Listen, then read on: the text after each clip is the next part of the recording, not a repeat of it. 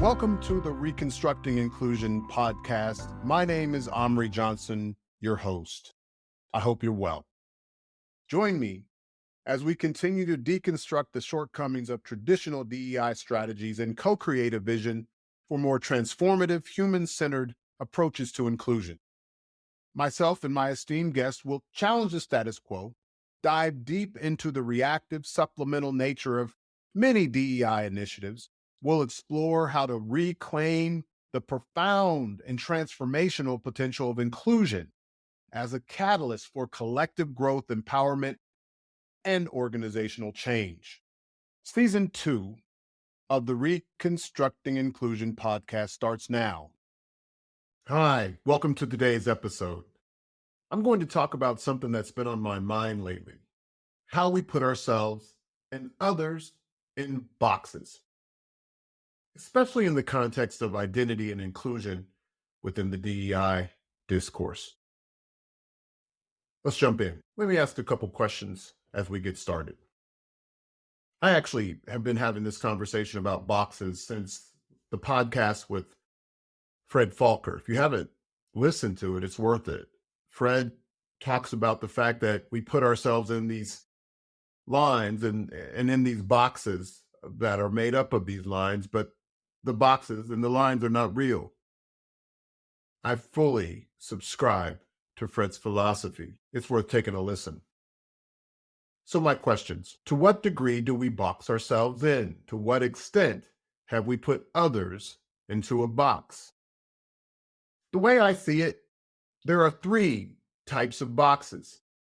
Boxes that are ascribed to us, boxes that are conscribed, meaning we're constricted or we're forced into them, and boxes we subscribe to.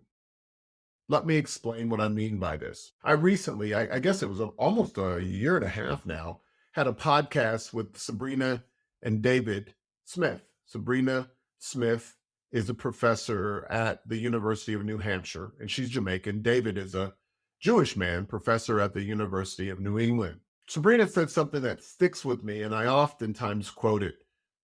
I'm paraphrasing. Race can be ascribed to me, but I will not subscribe to it. Race has been ascribed to her because of her skin color. Sabrina doesn't ascribe to that identity. She subscribes to being a Jamaican woman who happens to have a darker skin color. Not all Jamaicans do. Now, the conscribed box is interesting because sometimes you feel restricted or put into a box in such a way that you can't get out without compromising something that you feel is essential. We subscribe to certain boxes, but sometimes it's not really a subscription. It's acquiescence, or in a way, conscription. We're concerned that if we don't subscribe, we don't belong. Whether it's subscription or conscription depends on how you see it. By karmic, geographical, or cultural affinity, not subscribing feels like an immediate or future loss. For some, it's even a threat to their identity. The boxes that were called for in 2020 around DEI are different than the boxes we see today, but not as much as you might think. I've been talking a lot about how the dynamics between the so-called DEI proponents and the anti-DEI crowd are different, yet quite similar. They're polar extremes, but they're still extremes, and extremes of either pole oftentimes resemble one another. In 2020, the boxes being called for were transparent, but that transparency was binary. You were either for or against this notion. The demand was that you be for the marginalized and against those getting in their way, so-called oppressors. If you were seen as an oppressor, you'd be held accountable to the demands of what I call the most marginalized, biggest influencers. The biggest influencers for or on behalf of the most marginalized. If you weren't acting in accordance with what these influencers demanded, you were held accountable or on the hook. Shelby Steele says that one of the biggest mistakes that Black Americans have ever made is trying to hold white people on the hook. Think about that. influencers of the anti-racist type, and oftentimes those calling them DEI themselves, DEI practitioners, spend a lot of time working to hold people on the hook. I even got held and put on the hook. I don't know if I stayed on it, but that's another conversation. Now, there was this whole spin. I said there was a binary of anti-racist versus racist. Those were the kinds of binary. That wasn't the only one, but that was one of the ones that came up because of the popularity of Ibram X. Kendi. But Kendi also had this thing called not racist. And when I first heard that, I was like, what? I read parts of the book. I couldn't get through all of it, just to be honest with you. But I saw this part that was not racist. And so I was like, wow, I thought that was the goal, was for people to not be racist. But in how to be an anti-racist, not racist was insufficient. So Jason Reynolds was a co-author of one of Ibram X. Kendi's books. I think it's called Stamped: Racism, Anti-Racism, and You. He used a baseball analogy in an article that I read that he was quoted in. He explained the difference between not racist and racist, or not racist and anti-racist, rather. He said, not racist is like going for a bunt in baseball. You hold the bat out hoping the ball hits it. You're not expecting to hit hard. You just connect so you can make a play. Being anti-racist, he contrasts, is swinging the bat as hard as you can for a home run. You put in that extra effort. Risk the strike, but swing hard every time, because that's how you win games and change things.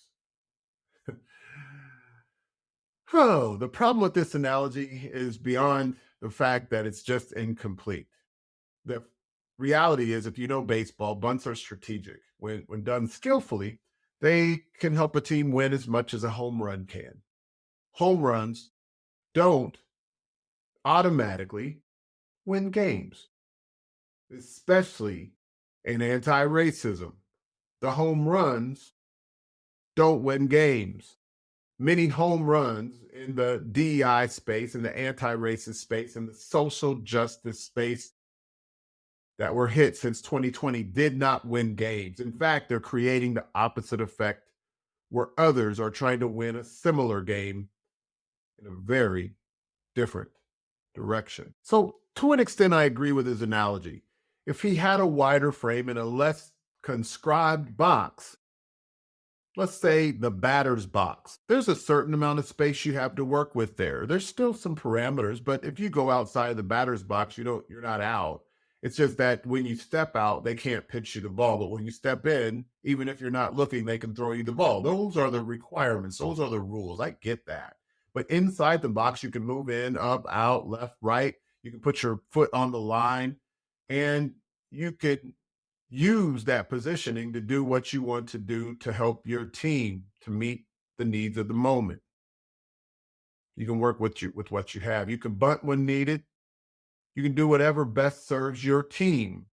The goal is determining what helps you help your team win, whether it's a bunt, an opposite field hit, or a fielder's choice, a sacrifice fly, anything that drives in a key run. I don't know if that's not racist or not, but it's definitely more effective than the binary. The run, in my terminology, when I talk about scoring runs, I use that to talk about inclusion in this case. So the terminology run for me is creating the conditions for people to do their best work and thrive. The box of past years has been one that's more often than not been ascribed. If you're creating the conditions for people to thrive, you can't ascribe them a box, but that's what a lot of DEI work has done. If you're a certain person of color, I guess that's the language that's been used quite a bit, you can be ascribed to a box as a person of color. This isn't new. The past has ascribed boxes to lots of people. It ascribes boxes, perhaps to all of us. We all ascribe boxes to one another. And if history repeats itself, as it will, when we're not mindful, we'll continue to do that. And we have an opportunity, I believe, now to move away from that ascription. People are still going to subscribe to the boxes that they choose. That's fine with me. For us to ascribe those boxes, that's not our job. But it's hard not to do because that's what we do. We want to put people in places where we think they should go. But be mindful that you do not have to subscribe whether you support DEI or not. This is important as I talk a little bit more about the anti-DEI conversation where boxes are concerned. The current political tides are leading us in what I consider a pretty untenable direction. It's similar to where we started in 2020 between the pandemic and George Floyd. And in this case, I believe it's emerging alongside a type of cold and compassionless norming. Before, there was at least an attempt to be compassionate. Now, in a way, for this extreme other end of on the anti-DEI spectrum, there is no compassion. It's all about winning and being right. Sound familiar? People during the wokery phase or whatever people want to call it, they at least thought they were being benevolent. Even if it was for some, I believe some of it was toxic benevolence, but that was the goal, was this level of benevolence. That might actually be happening now, but it doesn't feel the same way. It doesn't have the same language. In the case of the zeitgeist of 2020, post George Floyd, after Floyd, the benevolence wasn't for everyone. And now the benevolence is for no one from this small minority that consider themselves rabidly anti-DEI. Now, I'm not talking here about policy choices. The President of the United States can do what he chooses within rule of law. Right now, some of those things are being questioned if everything is a rule of law, and we'll see. So I'm not going to go into evaluating that. I'm not one way or the other attached to a party. So let's make that clear right now. I'm talking about the how and the who these things are targeted toward. There's no understanding that these actions are for everyone. So what's going on right now, just like a lot of the DEI, the pro-DEI stuff from 2020 up until even, unfortunately, recently, these things were not about everyone getting what they need to thrive. These things, just like before, seem like they're on behalf of those who are against wokery, against DEI, whatever that means. I don't think people even know what DEI is. They know what the bad practice is, but they don't necessarily know what DEI is when it's being done with the right lens. There was a self-censoring during the woke period. I'm using that in a bit of a derogatory way because I think people will get it. It was a period where people felt empowered to say what they wanted to say and call people out for doing things that they considered racist, sexist, homophobic, etc. That's what I mean by it wasn't a calling in to create community and understand each other. It was a shutting down of people because they might have disagreed with your point of view, even if it had nothing to do with your identity. Now, what's happening, there was self-censoring then, and now self-censoring is happening in a different way for different reasons. Everybody has resurrected their First Amendment rights, but in a way that is at least concerning to me because the current state feels different. It's accompanied by a harsh or harsher, vengeful energy. There's vitriol and disgust, plus a belief that there are pillars of power sanctioning uncivil engagement as normative. Let me say that again. There are people that believe the pillars of power that have the influence right now at the highest levels are sanctioning uncivil engagement as being normal.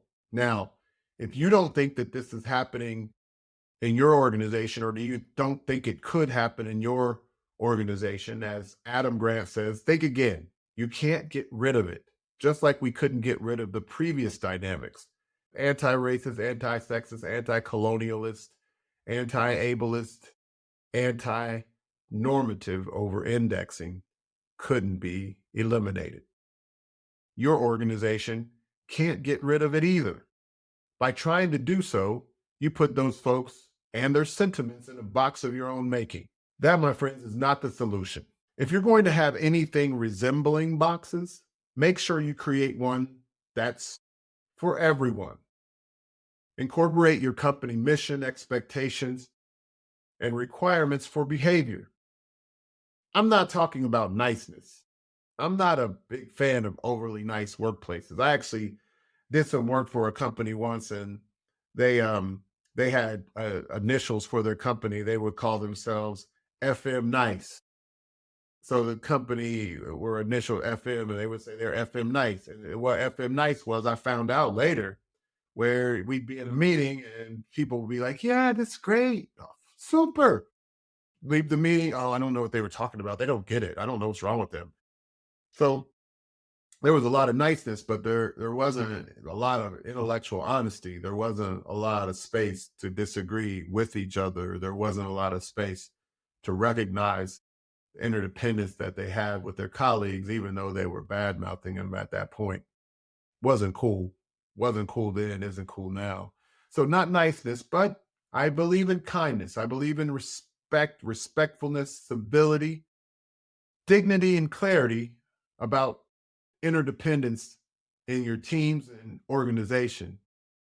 I believe these things are the beginning of your requirements. If you don't want anti-DEI to land you in a space where the actions of a small segment of silliness dominates the discourse, you need requirements. You need them to be clear. You need those who are the most influential to signal them regularly. We've had this dynamic before where a small sliver of silliness dominated the conversation. That happened a lot during the peak of the anti-racism conversation. So this correction to the DEI discourse, the discourse that was dominated by a small minority, the small minority was often people who did not have the chops, did not have the skills, did not have the depth to make sustainable change. The opposite, overcorrecting, is not going to help. The opposite, moving toward people who feel like they're sanctioned to be cruel, to be cold-hearted, to be disrespectful, and to make people feel like they don't deserve dignity, is not helpful. It is not a real correction. It's an overcorrection that's actually going to keep us in this so-called, as Howard Ross will be on the show soon, called the conversational network of contention. Everybody deserves dignity. I don't care about their political leanings. We all deserve it, and your organization should expect it. And if it's not happening, you better correct it.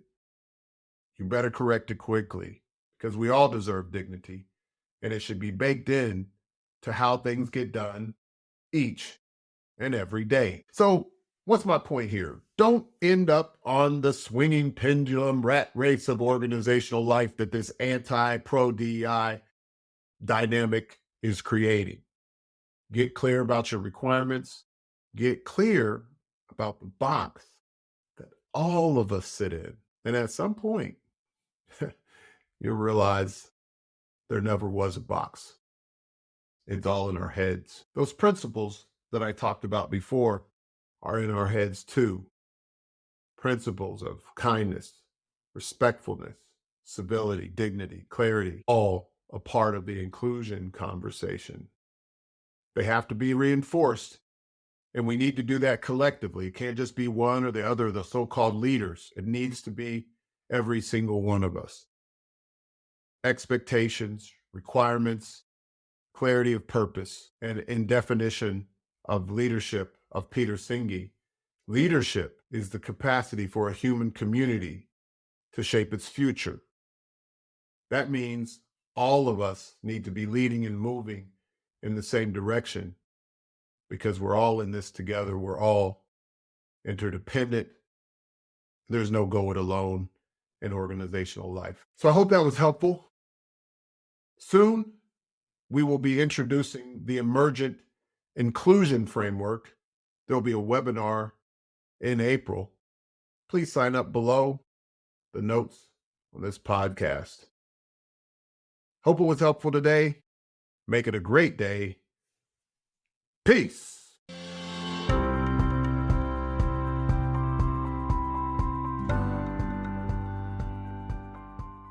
If you are committed or simply a little bit curious about how to make DEI accessible to everyone, actionable, that is, unambiguously prioritized and sustainable, aligned with personal and organizational purpose, hit the subscribe button.